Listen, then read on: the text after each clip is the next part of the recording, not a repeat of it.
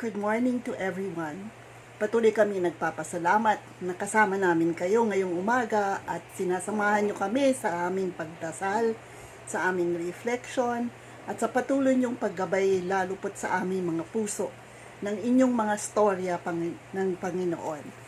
Sa umagang ito, patuloy namin kayong iniimbitahan sumama sa aming Prayer Covenant series mula Mondays hanggang Saturdays at 6 a.m.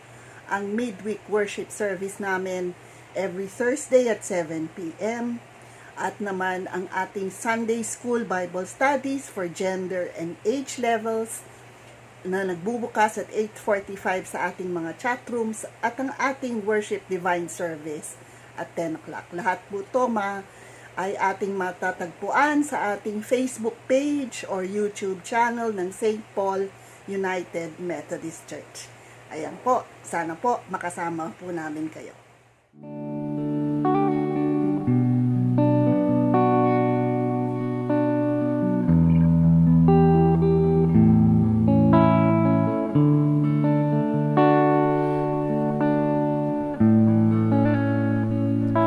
Pusong dalisay ang aking nais, nalikhain mo, Diyos, para sa akin. Pusong dalisay ang aking nais, nalikhain mo, Diyos, para sa akin. Isang pusong tapat na sa'yo'y nagmamahal. Isang pusong sa'yo'y walang alinlangan.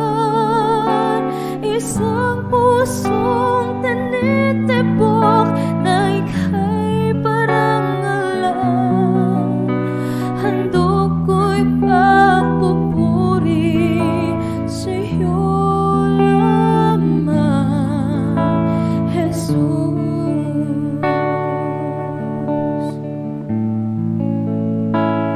Pusong dalisay ang aking nais, nalikhain mo, Diyos, para sa akin. Pusong dalisay ang aking nais,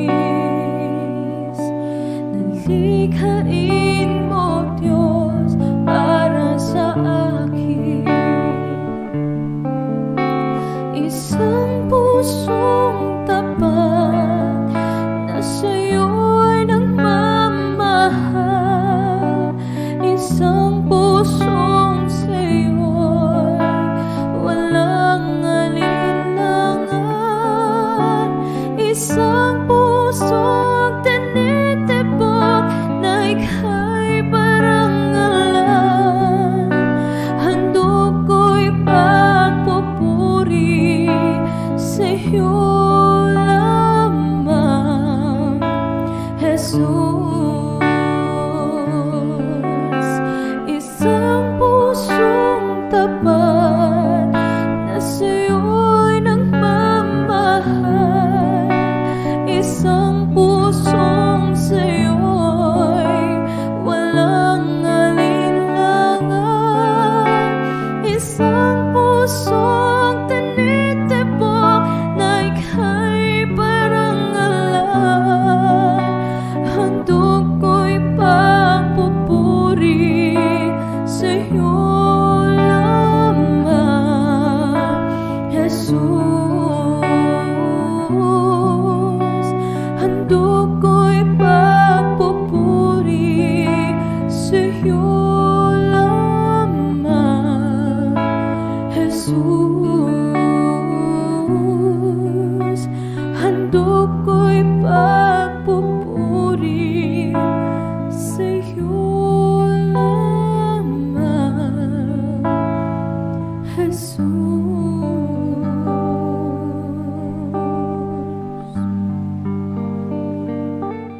Sa umagang ito ay ating hayaan niyong basahin ko at i-share sa inyo from the King James Version of John chapter 6 verse 35. And Jesus said unto them, I am the bread of life. He that cometh to me shall not hunger, and he that believeth in me shall not thirst.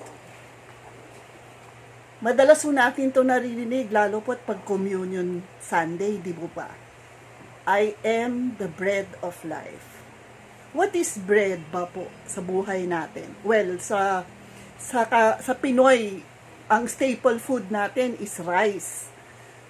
But sa maraming tao, bread is still a staple part of their food. No? Very basic ang food di ba po? Why? Food is considered to be basic because it provides us nourishment, it keeps us alive, aside from water. Kaya naman po, sa umagang ito, ang tinalakay ni Jesus and said, I am the bread of life. You will not hunger.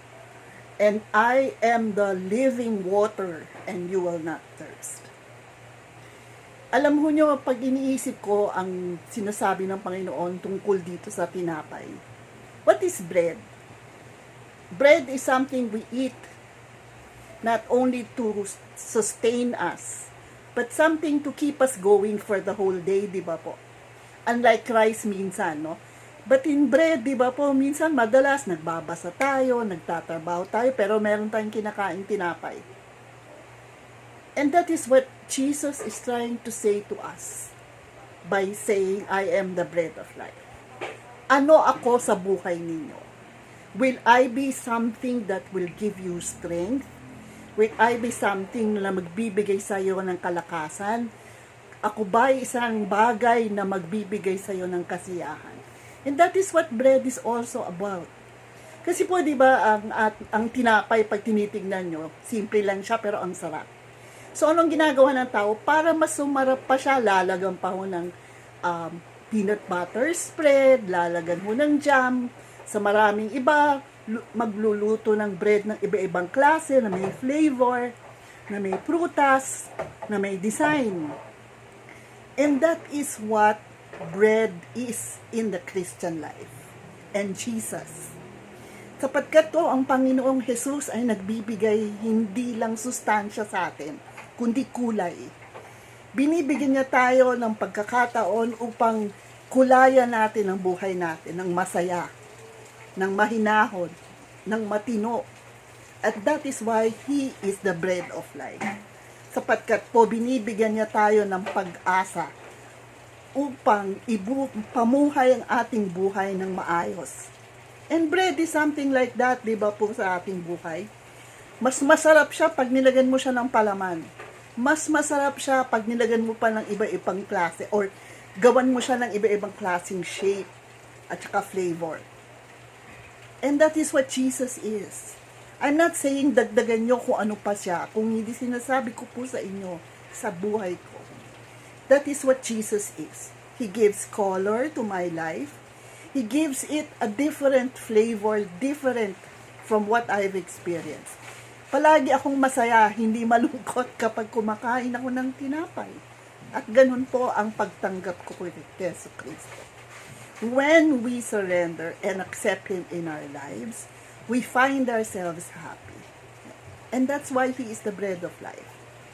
And thirst, because po nauuhaw tayo. Natikman na ho kasi natin yung buhay na masaya na kasama ang Yesu Cristo.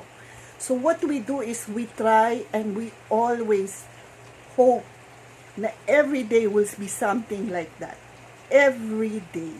And so we eat the bread that sustains us and gives us. So we drink the water that will keep us alive. Hindi ba po pag ato nanunuyo ang ating lalamunan, parang hindi tayo makapagsalita. Wala tayong magawa. Pero pag tayo ay busog, tayo ay nakapag-inom ng mas lalo pat favorite nating matamis na inumin. Buhay na buhay ho tayo, di po ba? Buhay na buhay. And that is what Jesus is in our life. That is why Jesus said, I am the bread of life. And so this morning, when we end this series and this week with the topic relationship matters, that is what Jesus is in your relationship. He is the bread. He is the water that provides you your day-to-day living. And ako'y natutuwa po na sa kabila ng aking pagkukulang, sa kabila ng mga bagay na hindi ka nais-nais kong ginagawa, patuloy pa rin siyang nagbibigay sa akin ng kalakasan. Patuloy rin siyang nagbibigay sa akin ng encouragement. Nothing is ever wrong with Jesus. To Him, even if you are a sinner, even if you are imperfect, He will welcome you and He will help you. That's what a relationship is. And that's what makes it important. And that's what makes it matter. Tayo po'y manalangin. Patuloy kami nagpapasalamat sa inyo, Panginoon, na sa kabila ng aming mga kakulangan, kasalanan, ang hindi pagkaintindi sa inyo, Panginoon, patuloy nyo kaming binibigyan ng sustansya at kalakasan, Panginoon. Patuloy nyo kaming pinapakain ng buhay na isang hindi namin akalaing makukuha namin, Panginoon. Nasa kabila ng aming mga kasalanan, kinakaya namin ayusin ito, Panginoon. All because you are giving us this bread of life, Lord, that allows us to look forward to each day, that allows us to go forward and move and have this day, Lord God, with you. And as we sleep, Lord God, busog kami. Busog kami sa mga aralin, busog kami sa pagmamahal, busog kami sa tulong na naiabot mo sa amin. Maging man ito ay physical o spiritual. At yun ang kagandahan ng inyong Panginoon sa buhay namin. Hindi lang nyo binibigyan kami ng physical na kalakasan, kundi pati rin po spiritual. Maasa kami na hindi ko kayo magsasawa sa amin at talaga naman kung hindi. Na sa kabila ng aming mga ginagawa sa inyo, iniisip, sinasabi, tinatanggap mo pa rin kami. And that is what makes this relationship, Lord God, matter in my life and in our lives. In Jesus' name we pray. Amen. Mga kapatid kay Kristo, tayo'y nagpapasalamat sa biyaya na ating tinanggap sa mga salita na narinig natin. Alam mo, kapatid, yung kalagayan ng bayan natin, wala tayong ibang pagdadalhan nito kundi ang ating Panginoon Diyos. Alam ko yung pinagdadaanan mo ngayon. Alam ko kung ano yung mga nais mong mangyari sa buhay mo ngayon. Pero dahil sa mga salita na nagbigay sa atin ng biyaya, kalakasan, tibay ng ating buhay sa gitna ng mga pinagdadaanan, ang katiyakan ito, kapatid, hindi ka naman pababayaan ng ating Panginoon Diyos. Isa lamang ang solusyon nito. Patuloy na panghawakan natin ang kanyang mga pangako. Patuloy na mabuhay tayo ng pananampalataya dulot ng kanyang anak na si Hesus Kristo. Lagi tayong mapagpasalamat anuman yung mga bagay na nangyari sa buhay natin. At kapag ito'y nangyari sa atin, ang katiyakan, diringgin at ipagkakalob sa atin ng ating Panginoong Diyos ang lahat ng ating mga panalangin. Halika, samahan mo ko sa diwa ng panalangin. O banal naming Diyos na makapangyarihan, patuloy na kinikilala namin ang iyong kadakilaan. Kinikilala namin ang iyong pag-ibig at biyaya na naramdaman namin hindi lamang sa nakaraan kundi sa buong magdamag at sa umagang ito. Pinagpala mo kami dahil nararamdaman namin ang iyong presensya sa amin, ang iyong banal na espiritu na siyang nagbibigay sa amin ng paalala at nagbibigay sa amin ng tibay at kalakasan para magpatuloy kami sa buhay. Salamat sa mga salita na narinig namin, maging ang mga pagsubok na pinagdaanan ng bayan. Naalala namin na Diyos ng mga pagsubok na ito ay paalala mo sa amin para lalo naming panghawakan ang iyong mga pangako na hindi mo naman kami pababayaan in spite of this circumstances na dumarating sa buhay namin. Naalala din namin, O Diyos, ang mga pangako mo sa amin. Kung ito ay aming dinadala sa inyo, na meron kaming pananampalataya, meron kaming buhay na patutuo ng kabutihan ni Kristo sa buhay namin, at ito'y ilalabas namin sa komunidad at sa iba, magaan ang buhay namin at merong katugunan ng lahat ng aming mga pangangailangan. Sa pagtatapos sa Diyos ng aming dalanginan, in this prayer covenant and prayer, I pray for those who are suffering, yung mga kapatid namin na dumadaan sa iba't ibang mga pagsubok sa buhay, yung mga kapatid namin na merong mga karamdaman, yung mga kapatid na namin na nasa ibang bansa na malayo sa kanilang mga pamilya, we pray over them. Yung kalagayan ng bayan namin, dalangin ko ang mabilisang vaccinations at mabilisan na pagdating ng mga vaccines sa aming bayan para matugunan ang mga pangangailangan ng aming lipunan at ng komunidad na aming kinabibilangan. I also pray for all the leaders of these nations. Panginoon, samahan mo nga sila, ibigay mo ang nararapat para sa kanilang mga puso at buhay, na hindi sila magsasalita at makita namin na masasalamin namin sila ng kabutihan. Hindi yung mga salita na walang puwang para sa moral na kalagayan ng bayan namin, kundi ang marinig namin sa kanila kung paano naging totoo si Kristo sa kanila, may reflect nila ang kanilang buhay para sa amin, para kaming lahat, hindi lamang sila'y leader ng aming bayan, kundi magiging leader din sila ng kabutihan sa iba't ibang kaparaanan mula sa kanilang mga pananalita sa kanilang mga bibig. Dalangin ko din ang lahat ng mga medical staff, dear Lord, mga doctors, mga nurses, even those who give themselves in this community in recognitions of this COVID-19. Ingatan mo sila at huwag mo silang pabayaan at maranasan nila ang iyong mga salita.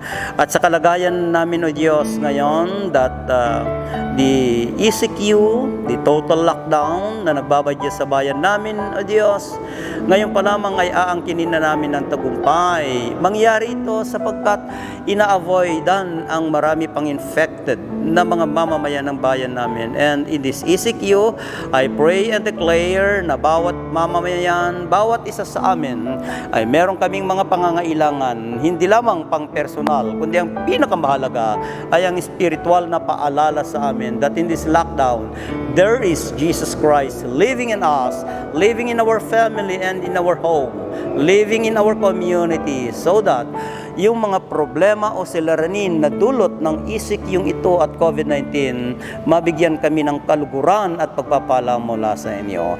And as we close this prayer covenant, I declare blessing be upon us all, a blessing of peace, a blessing of your love, a blessing of protections, and blessing of your Son, the Lord Jesus Christ, in our midst. Ito po ang aming panalangin, kalakip ang bendisyon mula sa aming Panginoong Diyos. Amen.